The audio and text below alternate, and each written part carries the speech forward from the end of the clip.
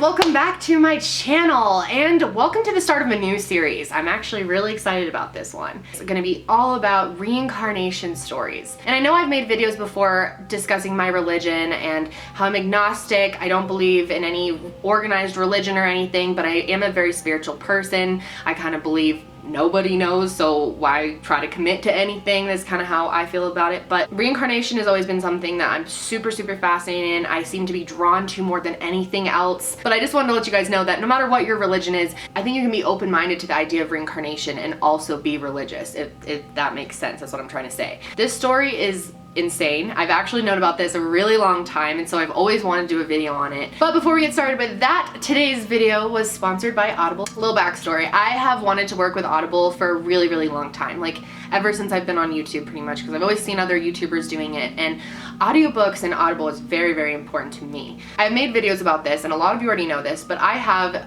a learning disability. I have dyslexia and I also have ADHD. I was special needs like throughout school. Reading is not a fun experience for me because I'm struggling constantly. I'm slow when I'm reading. I have to read my sentences over and over again, and then I sometimes find myself reading a whole page and then not knowing what I even read. Reading has been a huge struggle for me, and after I realized how much I enjoyed using like audio textbooks in school, I found Audible, and Audible puts all kinds of books into audio form and you can listen to it, and not only are you just listening to a book, you're literally being like put into the story. Listening to a book on Audible is fun, it's entertaining, you feel everything, you feel the suspense just in the way that the person's talking about it. You truly experience the reading material, especially if you're someone who struggles with reading. It will open up a whole new door for you. The people who read the Audible books really give an amazing performance. They have like the largest library of online audiobooks. Oftentimes books are read by their author and sometimes like celebrity authors and stuff. If you've never experienced the world of audiobooks and you want to try one for yourself, check out audible.com/KendallRae. With that link, you will start a free 30-day trial and get one free audiobook. And today's story actually has a book that goes along with it if you find this story interesting and want to know even more, because obviously a book's gonna go way more in depth than I'm gonna be able to in a YouTube video. The book is called Soul Survivor. I'll put it right here, and I'll also have a link below if you want to specifically check out that one. Again, you can go to audible.com/KendallRae. That is AUDIBLE.com/KendallRae, KendallRae. So today we are talking about a boy,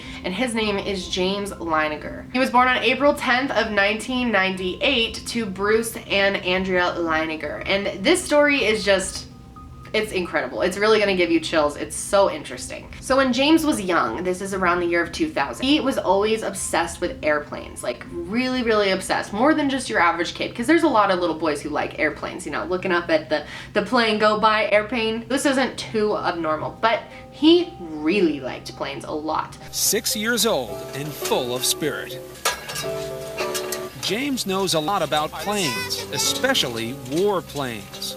His parents, Andrea and Bruce Leininger, say from an early age, James would play with nothing else. He was obsessed with airplanes. If you look around the house, that's all you'll see. Airplanes, helicopters, aircraft carriers. Andrea said that one time they were looking at a picture of a plane, And I said, oh look, there's a bomb on the bottom of it. He said, that's not a bomb, Mama, that's a drop tank. A drop tank? I'd never heard of a drop tank. I didn't know what a drop tank was. What? So how does a 2-year-old know what a drop tank is? And it was like little things like this all the time. They were going to be moving from Texas to Louisiana. And before they left Texas, Bruce wanted to take him to the Kavanaugh Flight Museum in Addison, Texas. And he did. Bruce said that he could not believe how mesmerized his son was at this museum. Like most kids will want to go to a museum like that, but will, you know, rush through the exhibits. James wanted to spend hours at the World War II exhibit. Bruce would even try to take him away, and he would just wander back to the World War II exhibit. After being at the exhibit for 3 hours, he tried to take him away from the exhibit, and he threw a huge fit, like fussing, crying, and to get him to stop crying, Bruce actually bought him a videotape, and it was a Navy Blue Angels flight demonstration tape. And they said that when he took it home, it was constantly on. He wanted to watch it all of the time. So the kid was really into airplanes in World War II. And many people have asked us, do we have an aviation or military background? And we don't. And that's what made James's recollections so much more uncanny, that he had this basic knowledge of military and aviation where there was no way he could be getting this information. A little more than 2 weeks after his second birthday, towards the end of April of 2000, James started having these crazy nightmares. I know it's very normal for kids to have nightmares. I had extreme nightmares as a kid. This kid was experiencing nightmares like on a whole nother level. These were extremely upsetting nightmares to him. He would act like he was traumatized after being in one of the nightmares. He'd have full-on night terrors where he wouldn't realize he was dreaming and screaming and kicking in his sleep. And his parents became really concerned because this started happening 4 to 6 nights a week. I'd wake him up and he'd be screaming and he'd always be laying on his back, kicking his feet up at the ceiling. And I'd say, baby, what were you dreaming about? And he'd say, airplane crash on fire, little man can't get out. The same nightmare kept happening over and over again of him being on a plane and it crashing and him burning in a plane. It was the same nightmare reoccurring all the time, 4 to 6 nights a week. They were so alarmed by this that they were trying to come up with some answer. Why the plane specifically and why this specific nightmare? The first one to actually like throw out the idea of reincarnation was Andrea's mom. So this is James's grandma. His grandma said maybe James is experiencing a past life memory. If you know anything about past lives or you've looked into reincarnation before, you'll know that most people who like are experts in it, children oftentimes experience past life dreams and everything when they're young because they're closest to the other side. You know, they were just born, they were just created, just given life. So they haven't had the cultural conditioning, the layering over of experience in this life so that the memories can percolate up more easily. These memories tend to fade between the ages of 5 to 7. It's possible that all of us had memories of our past lives, but no one ever figured it out, or we didn't say anything, or, you know, we didn't know that they were past life memories. I actually think that what James experienced is not an uncommon phenomenon. I think probably a lot of children remember past lives when they're in the 2 to 5-year-old age bracket. They suggested that maybe he was struggling with a past life memory, that they needed to help him get past it. And she took her mom's advice and decided to start asking him about the dreams that he was having. And his father was really, really skeptical about this. He was Christian, religious. He's like, there's no way in hell, there's no way that he's reincarnated. My kid is my kid, he was never anyone else. And that's like, you know, the first logical explanation. That's how most parents or families would be. His mom was a little more open to it, but he was definitely like, nope, no. He said there has to be a logical explanation. I don't believe in past lives. I don't believe in this stuff. I was not just skeptical, I was adamant that this was not happening in my house.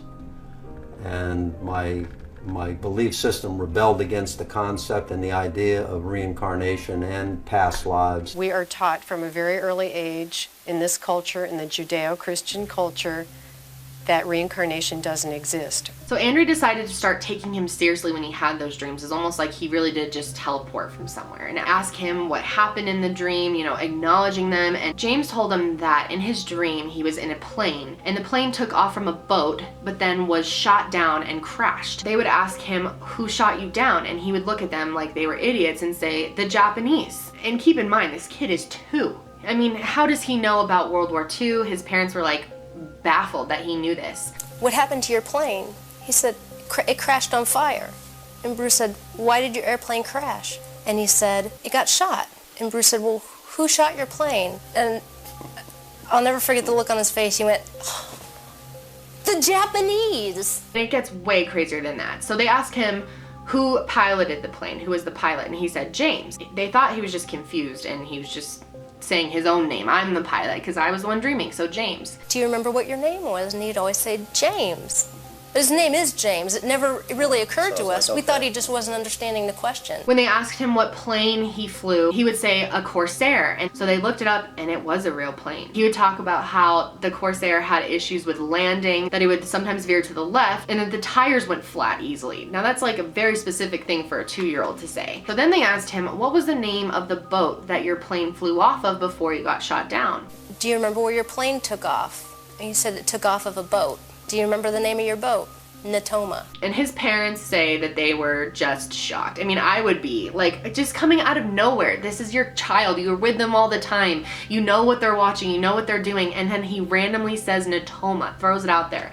Now, what's really crazy is he was right. there really was a boat called the USS Natoma. It was an aircraft carrier, so planes were flying off of it, and it was in the Pacific Ocean during World War II. His dad figured that might just be a coincidence, maybe he just got that one, but this gets even crazier. So James also used to make a lot of drawings, like little drawings of planes, and whenever he drew anything that was related to piloting planes or World War II or something, he always signed them, like signed his work, and wrote James 3.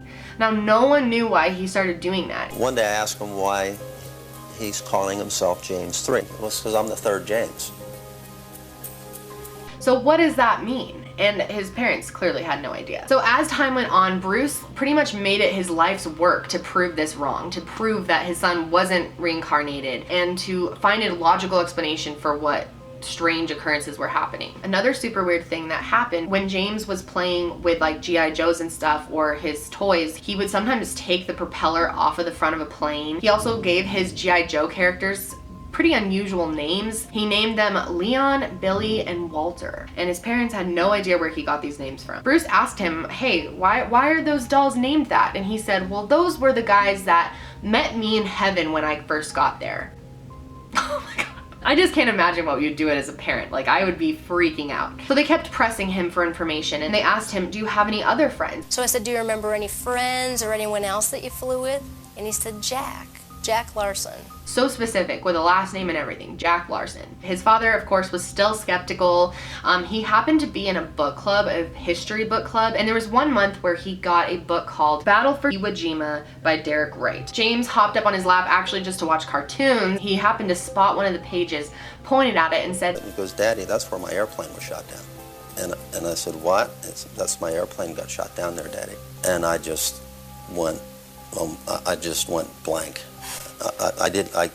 I couldn't say anything. And this is when his dad really started to freak out. I mean, this is just getting so bizarre. He found a website called the Natoma Bay Association, and that's where he connected with a man named Leo Pyatt. Leo was actually a radio man on an Avenger fighter plane with the VC-81 squadron. And he didn't tell Leo why he was doing this, why he was asking him questions or wanted to get in contact with him. He didn't tell him about his son and the whole thing. He asked him if there was any Corsairs on the Natoma, and he said no, actually. He said that there was only Wildcats and Avengers on the boat. Those were the only types that they had on the Natoma. He then wanted to find out about the location to see if his son had any accuracy with that. And he asked him, did you guys have any missions near Iwo Jima? Leo said that he had been part of 36 missions there. And then he decided to ask him if he knew someone named Jack Larson, if anyone named Jack Larson was aboard the Natoma. And he said yes. Oh yeah, I remember those people. Yes, there was a Jim Houston, a rather large shell, just hit him in the engine, and it burst into flames and went down. It was all real. James Houston, born and raised in the Midwest, was shot down over Chichijima, Japan. He learned that there was just one pilot from the squadron killed at Iwo Jima. That pilot, James M. Houston Jr. Now that is really mind-blowing. I'm sure his dad was just blown away at this point for sure. Leo didn't know what happened to Jack Larson. He said the last time that he saw him, he had just flown off of the Natoma and he didn't see him ever again. Now the search was on for Jack Larson. Bruce couldn't find anything on Jack Larson anywhere. He searched the US National Archives and tried to find lists of anyone who had died while being stationed at the Natoma, and Jack Larson was never on any of the lists. He couldn't even find record of him. There was several Larsons and Larsons, like spelled different ways, but nothing that was solid. In September of 2002, Bruce decided to go to a Natoma Bay Association reunion, actually. And while he was there, he actually did figure out that Jack Larson was a real person. And not only that, but he's still alive. Jack Larson was currently living in Springfield, Arkansas. And Jack Larson, the Navy buddy little James recalled? Well, it turns out there was a pilot named Jack Larson who served aboard the Natoma Bay. In fact, he's alive and well and living in Arkansas. And it was like, holy mackerel. I mean, really, you could have poured my brains out of my ears. And after they got a hold of him, he explained that they were friends and he'd actually been his wingman that day. He said that he was struck by an enemy fire, and when he didn't return, he was declared missing in action. When little James would describe being shot down, he told of how his plane had sustained a direct hit on the engine. We had an airplane, and I said, well, can you show me where it was? And he pointed right up to the front of the engine. That's what makes this man's story so intriguing. His name is Ralph Klarber. Klarber was a rear gunner on a TBM Avenger that flew off the Natoma Bay. On March 3rd, 1945, he took part in a raid near Iwo Jima. As it happens, Klarber's plane was right next to the one flown by James M. Houston, Jr. We experienced pretty heavy anti-aircraft fire, but this was the most intense that I experienced at any time. Suddenly, a flash near the nose of Houston's plane. I saw the hit. I would say he was hit head-on, yeah, right on the middle of the engine. Just as little James had described it. James Houston Jr. He was a fighter pilot in the Pacific during World War II. He was stationed on the USS Natoma Bay, and he flew for 5 months before he was shot down. He was from the VC-81 Fighter Squadron. He was shot down at the age of 21 on a special strike mission against the Futami-Ko Harbor at Chichijima, exactly where he pointed it out on a map. That means he was signing James the Third because he really was the third James. Now his dad is starting to be really confused because there's only so much denying you can do, right? This has to be who we're talking about. You know, my meter of skepticism was starting to go over toward belief. How would my kid have known all of this about some guy that it took me so long to find anything about him? But the one thing that didn't add up was the Corsair. That's what James still insisted he used to fly, a Corsair. And after Bruce did some digging, he found out that the plane that James was in when he died was actually a FM-2 Wildcat fighter plane, and it was not a Corsair. While he was at the reunion, he said no one even mentioned Corsair. No one talked about it. No one could recall there being a Corsair airplane, so that was the only part that just wasn't making sense. But he wanted to take his investigation even further, so they actually tracked down James's real family. And in 2003, they actually made contact with his sister. Her name was Ann Houston Barron. She was living in California, and when they contacted her and told her what was going on, she was pretty surprised, and she wanted to talk to James herself. So they had several phone conversations, and here are a couple things that James knew. And there's no way he could have known these things. And he goes, it's not Ann, it's Annie. James told Ann that they had a sister named Ruth. That was correct. He even knew that Ruth was 4 years older than Ann, and that Ann was 4 years older than James, making him the youngest. He said that he used to call her Annie, and she confirmed that he was actually the only one who called her Annie. I had an older sister than that. And I said, you did? Who was that? And he goes, Ruth. I mean Ruth. Eddie is what they called me when I was little. Knowing my name and my sister's name, things that my brother did when he was a kid. It's too amazing to describe. James recalled his favorite childhood possessions. He told her that as children they had matching portraits done by an artist. They shared one specific story involving James Houston's mother. Annie had sent James the picture that her mother had painted of James Houston. And when James got it, he called Annie to thank her, and he said, where's the one Mom painted of you? And so she went and found it and sent a copy, and later on she told us that no one in the world except her brother and sister knew that there was an identical picture of Annie when she was the same age. He remembered that the artist was named Daryl, and he remembered that they gave them to his mom as gifts. It was the same artist for both. Those are such specific things from someone he's never met, never talked to, that how on earth would he have known those things? Dear Bruce and Andrea, all of this is still overwhelming.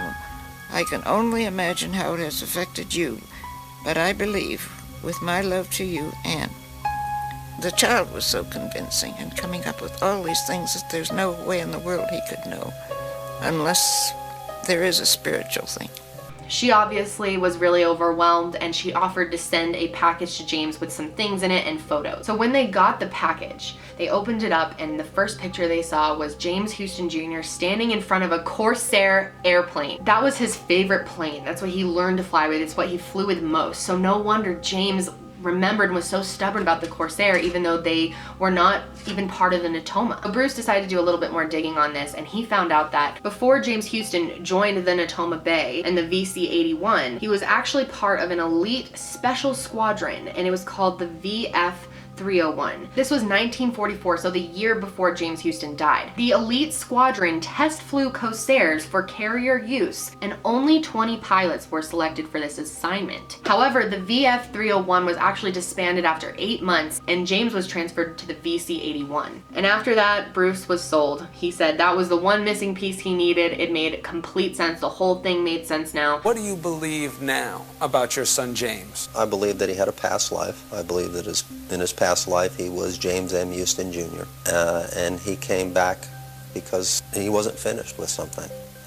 And that's essentially what I believe. After doing some more digging and talking to other veterans from the Natoma, you know those 3 G.I. Joe dolls that he had named like strange names? Those were real people. And their full names were Billy Peeler, Leon Connor, and Walter Devlin. So they were completely real people that served with him. Bruce, after being so involved in this and doing all this heavy research for so long, actually decided to contribute to the memorial for the Natoma Bay. He actually created the memorial, and it was inaugurated at the Nimitz Museum in Fredericksburg, Texas. And many Natoma Bay veterans actually came to this memorial event. So James was a little bit older at this point. He actually got to go to the memorial and see all these veterans. And one guy named Bob Greenwood was there. He was actually someone that served with James Houston Jr. Now what's so weird is that James guessed that this guy was Bob before even knowing it was him. The Leiningers were speechless again when James met Natoma Bay veterans and recognized them by name. You're Bob Greenwald. I'm serious. He'd never met Bob Greenwood. No, he'd never met him before. He said that he recognized his voice. Chills, sorry, chills. I mean, it's just so crazy. It's so weird. After the ceremony, his parents noticed that he kind of seemed like bummed out or like not in a good mood. And he said that was because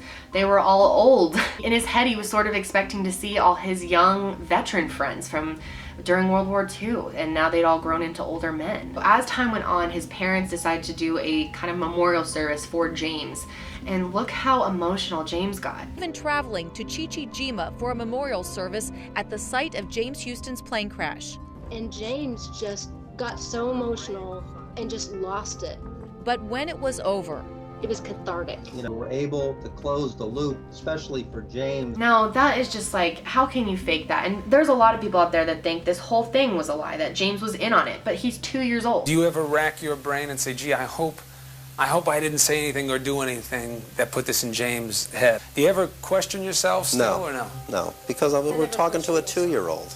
You know, I mean, what am I going to do? Sit him in a corner and say, listen, now we're going to concoct this elaborate scheme, and you're going to imagine that you went through those things. I knew what he watched on television. I knew what stories I read to him. I'm a protective, first-time Southern mother. There was no other place he could have been getting this information.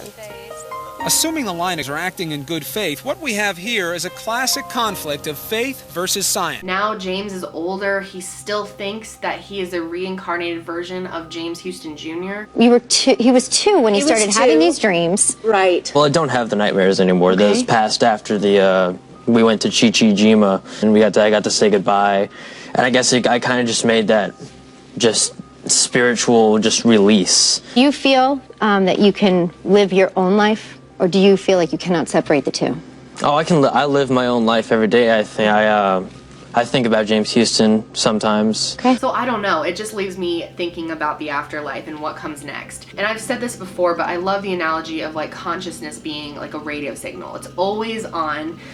Your soul is always on like a signal, but it needs a device to pick it up, if that makes sense. So the body is like a device. I love to hear stories like this. I love reincarnation stories, especially with facts like this, where it's just like, how could you disprove this? His dad tried to debunk it for years and wasn't able to. So it's just really, really fascinating. I'm dying to know what you guys think about it. Let me know in the comments. But that's it for me today, guys. Be sure to thumbs up this video if you are excited for this reincarnation series.